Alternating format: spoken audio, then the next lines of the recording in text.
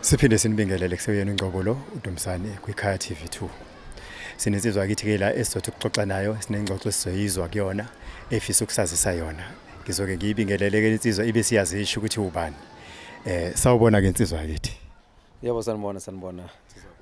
Kunjani kodwa ke insizwa akithi? Hayi no, siphilile insizwa akithi. Siyezwa kuthiwa kunodaba ke oza nalo ofisa ukuba usixoxele ngalo. Ngifisa ukwazi ukuthi ke mhlambe ke umfowethu ubani igama ukuze bazi abalaleli lapha nababukeli emakhaya ukuthi ke ubani isikhuluma naye.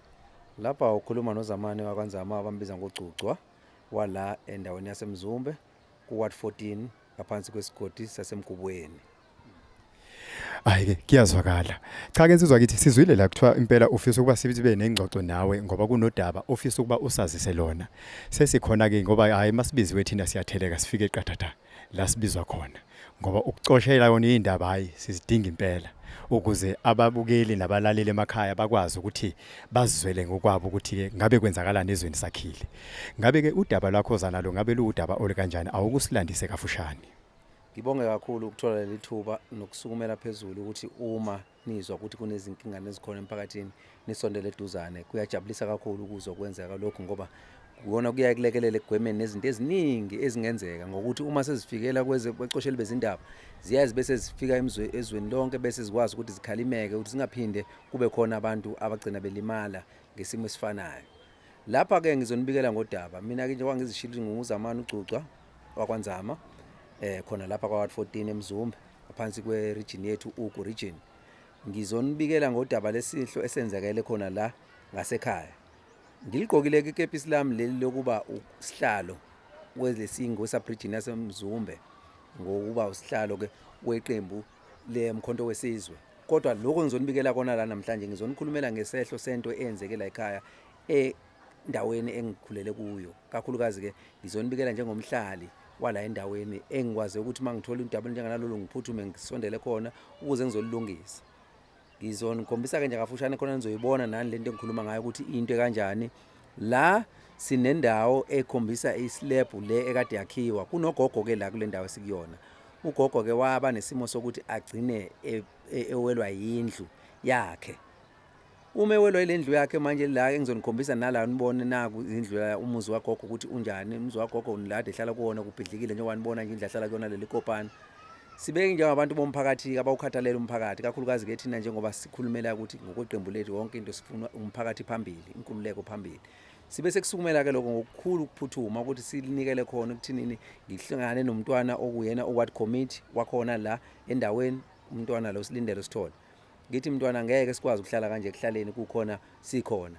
Awuphuthume usixhumanise neminyango ukuthi silekelele logogo ukuthi athole ukufihla ikhanda ongakazi ukuthi ahlale kona. Nebala kumntwana usukumelile ke lokuthi kwenzeke waxhunyana ke neminyango yakwa Human Settlement.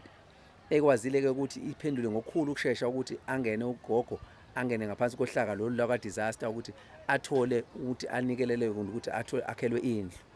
Nebala ke ngenxa lento besiphuthuma futhi iphuthuma ngendlela ukubonakala kwesimo sikagogo ukuthi uhleli ngaphansi kwesimo esinjengana lesi. Sibonga nje kakhulu umnyango ka Human Settlement ngokusukumela phezulu into enjengana lezi.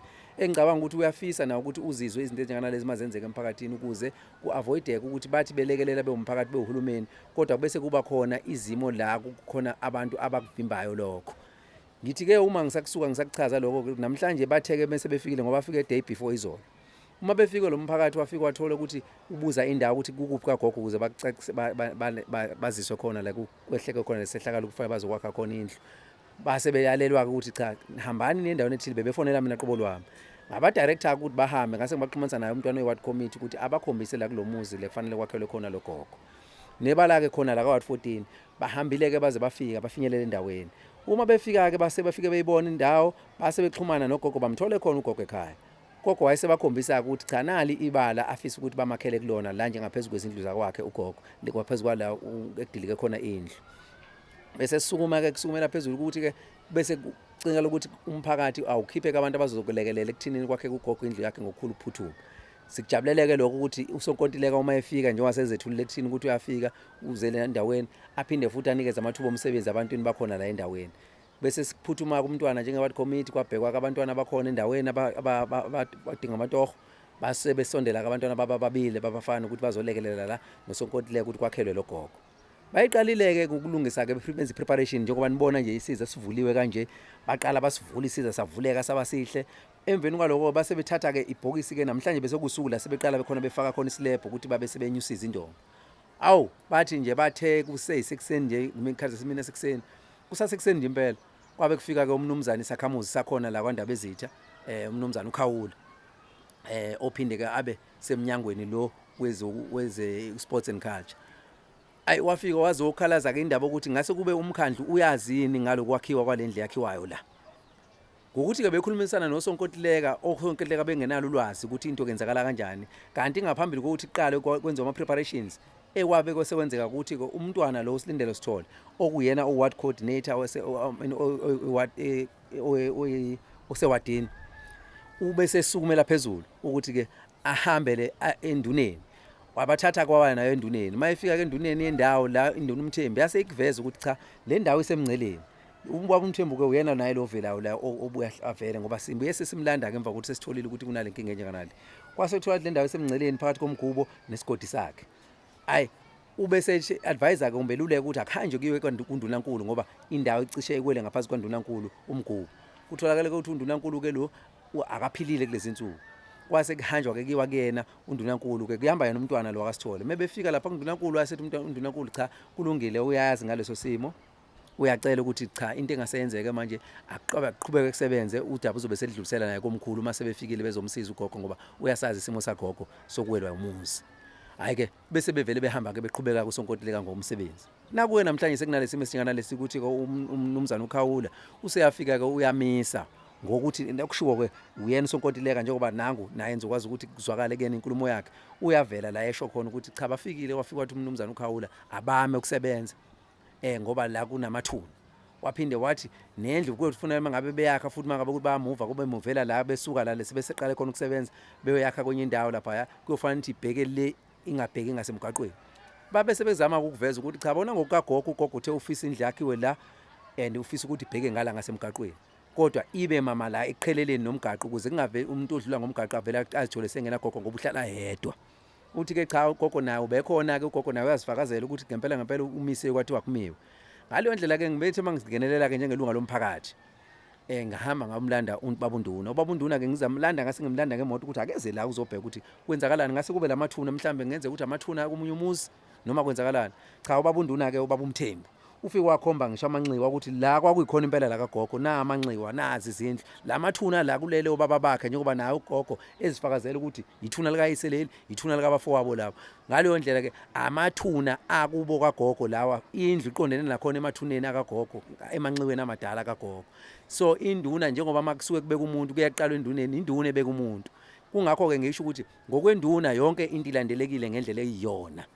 Ngaleyo ndlela-ke abengafanele ugogo ukuthi amiswe uma kunentuthuko eqhamukayo endaweni. Ugogo-ke manje umuntu ogcine secaca ukuthi ayingaqhubeki indlu ngithi-ke ngingenelele-ke njengelunga lomphakathi uma ngingenelele ngendlela ezisinxele kodwa-ke ngingenelele ngokuthi umnqubo mgomo yala esizweni sakithi kwaHlongwa iqondile ukuthi indawo vele ubekwa induna njengoba-ke induna seyicacisile ukuthi cha amanxiwa yikhona impela la kwagogo kufanele ukuthi ugogo iqhubeke indlu yakhe. Ngaleyo ndlela-ke we demand ukuthi indlu kagogo le iqhubeke uma kukuthi-ke mhlawumbe kuphuleka umthetho ngaleyo ndlela sekuyomele idilizwe-ke indlu kagogo ngani ngoba induna iyakufakazela ukuthi ngempela ayiwona amanxiwa kagogo lawa. Mina ngiyakufakazela ukuthi uhuman settlement wabikelwa njengoba kuze abantu okuyibona futhi bacomplyile ngoba ukufika kwabo la endaweni bathathe nabantu basendaweni amathuba emisebenzi ukuthi basebenze. Ngaleyo ndlela-ke sithi asizukwazi ukuyimela into enjenganale ukuthi abanye abantu basebenzisa amandla abo ukucindezela amalungelo abanye abantu. Ugogo njengoba niyibona isimo sendlu ahlala kuyona akuyona into engahlala umuntu lelikopha kuhleli kulona ngoba indlu yakhe iyabonakala ukuthi yawa la. Ngaleyo ndlela asikwazi ukuvumela into enjenganaleyo uma ukuthi kufanele kwenzeke ngenye indlela cha thina ngempela njengelunga lika-MK simele amaqiniso simele ukuthi ngempela kube khona inkululeko eyiqiniso ebuyele ebantwini. Yingakho nje singeke sikwazi ukuvimba lokho njengoba nibona la omakhelwane laba bazofakaza kwabona omakhelwane labo mama bagcwele la bazofakaza bafakazela yona indaba ukuthi ngempela amanxiwa khona kagogo le nabo bathi sebengavele bashaye ngishitoyitoyi ngoba ngeke indlu kagogo imise ukusebenza uhulumeni sefikile kuzombhekelela ugogo ukuthi akhelwe indlu. No kuyazwakala sizwa kithi osibikela kona kuyizindaba ezingemnandi noma ezingehli kahle impela uma kuba khona isigameko esifana naleso. Uma ngikulalela kahle ngiyeza ukuthi indawo okhuluma ngayo kuyindawo esesabelweni okuyindawo esemakhaya. Esikholwa ukuthi indawo esemakhaya ke ziphilonga phansi kwendawo yamakhosi nezinduna. Engicabanga ukuthi ke uma kusendaweni enjenganaleyo kuye kube khona lokukhothama enduneni kuze kuyofika komkhulu impela uma kunento esuke ithinta umhlaba kulezo indawo ngoba umhlaba usuke uthathwa njengomhlaba wamakhosi. Uma ngilalela kahle inkulumo yakho isho ukuthi engazathi ukwakhiwa kwalesi sakhiwo sakhelwa isalukwazi kulandeliwe yonke imigomo kwawukuthi nenduni ya approve ukuthi kumele kwakhiwe kule ndawo okwakhelwa khona ugogo. Ngabe ke umlisa umnumzane lo ofika evala uvala ngaphezulu kwamaphandle ngabe ukwazile yini ukuqala yena asondele komkhulu ukuthi a-check ukuthi before kuzokwakhiwa lesakhiwo ngabe lolu daba lifikile yini khona komkhulu noma enduneni na? Ngibonge kakhulu insizwa kwethu. Lo umbuzo wakho muhle kakhulu ngani ngoba umntana enkosi lengikhuluma ngaye ubaba omncane kaNdabezitha. Lokho kuchaza ukuthi uma ngabe ube kufanele ukukhona la kushayisana khona kumbe la kungenzeki khona ngendlela induna okuye umuntu okhuluma indaba zezindawo zokuhlala.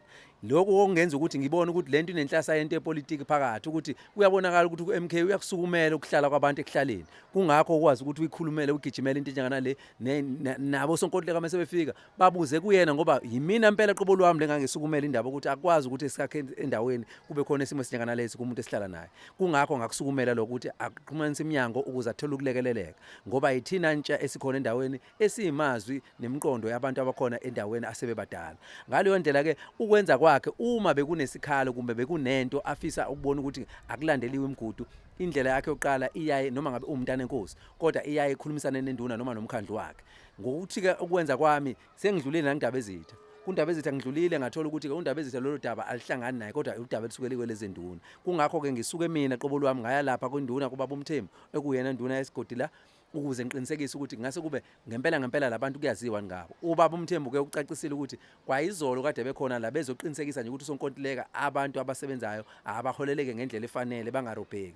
Okukhombisa ukuthi into enhle abantu abakhombisa babakhathalela umphakathi abaphila kuona beyizinduna zendawo umkhandlu wenkosi. Ngakho ke umkhandlu wenkosi awunayo inkinga. Umkhandlu wenkosi wakaziswa ngalokho. Umkhandlu wenkosi wona oapprovayo futhi ke umkhandlu wenkosi ugcizelelile namhlanje induna yesigodi ukuthi ngempela la lebakha khona isemanxiweni akhona la kwayena ugogo ekhaya lakhe. No, kuyazwakala. Ngenxa kuba siyathola ukuthi la kusemanxiweni amadala akhe ugogo lapho kubekwe khona amathambo omkhokho bakhe noma omkhulu bakhe noma abafowabo. Enye ke into ngifisa ukuba ngiyicheke lapha insizwa kethu ukuthi ke uma umlisa lo ukhawula ethi uyawumisa lo msebenzi omuhle kangaka owenzelwe isalukwazi utheme ezibeka izizathu wathi iziphi lezi izizathu ezimenza ukuthi azovimba ngoba ngicabanga ukuthi uma ngilalela inkulumo uyibeka ukhuluma yena ukhuluma egcekeni lomunye umuzi uzoshaya umthetho ukuthi akungenzi ukuthi okufanele ngabe kusiza isalukwazi. Utheme ezibeka izizathu zakhe wathi iziphi lezi izizathu ezimenza akhulume ngalendlela. Azikho nezizotho izizathu ezicacile ukuthi iziphi izizathu ezenza lokho ngoba nje kokuqala siya-identify kumbe sizama ukubheka ukuthi umuntu lolu daba olukhulumayo ulukhuluma in what capacity. Ungaba ukuthi umakhelwane ukholelwa ukuthi umuntu ungenile endaweni yakho noma uyinduna ethi wena ongamele leyo ndawo noma uyinkosi ukuthi leyo ndawo engaphansi kwesizwe sakho. But none of the above. Kuphela esikwaziyo ukuthi useParliament ngokweqembu lakhe akholelwa kulona. Kuphela into yakhona ukuthi le project kumbe lento eyenzeka la isukumelwe omunye umuntu ongekho ngaphansi kwaleli qembu angaphansi kwalo umnumzana uKhawula. Lento isukumelwe abantu abakhathalele ukuphila kwabantu la ehlaleni.